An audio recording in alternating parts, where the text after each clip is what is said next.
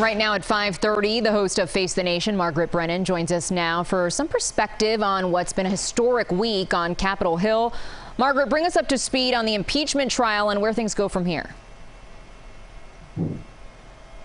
Well, this has been a week of prosecution by Democrats, who are the House impeachment managers, making the argument that it was President Trump who incited the insurrection at the Capitol on January the 6th. Today, his attorneys, the former president's attorneys, refuted that, saying that the former president's words that day at the rally he called to try to overturn the results of the election was not linked to the actions that followed, that were carried out by his supporters. That is the heart of their argument, that his words did not matter.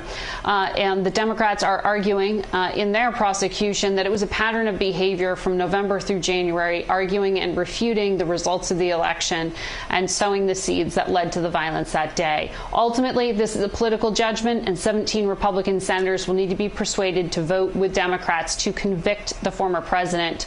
Right now, those numbers still do not seem to be there, but this has been emotional. It has been effective, in the words of some Republican senators, in terms of the case made by Democrats. So we will see if any minds were changed.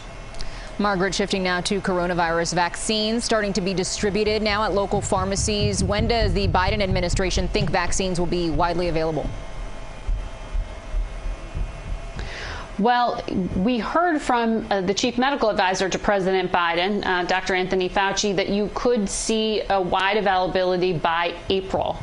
But that doesn't mean the whole population will be vaccinated. As you indicated there, vaccination availability, actually being able to get the shot in the arm, is one issue, along with doses. So the doses may be there by April. And the hope is that by giving it to retailers like Rite Aid and CVS and Walgreens, that this will help the process move a bit faster. Then we have to talk about children and whether they'll be vaccinated before fall. And right now, the vaccine developers are still studying the effects. We haven't seen approval for children at this point. So the entire country may have to wait, but adults may be able to get a vaccine at their local pharmacy by April, potentially be fully vaccinated by the summer months. And finally, you've got an interview with the Prime Minister of the United Kingdom, Boris Johnson, this Sunday. What can we expect to hear from him? I'm excited. This is an exclusive interview with the Prime Minister, and we want to press him on what his country has learned from this UK detected strain, B117. It is all over southern Florida. It was first detected in the United Kingdom, and it led Boris Johnson to completely shut down schools. We want to find out why. What is it that he is so concerned about here in terms of how highly contagious it is and what they've learned? We also want to talk to him about his relationship with President Biden and his hopes as he lays them out for some kind of partnership on climate change. Margaret, a very important interview for us to watch, particularly us here in South Florida, because of that UK strain. Thanks so much for joining us this evening.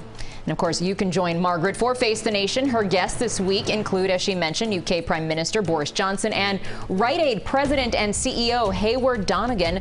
That's Sunday morning at 10:30.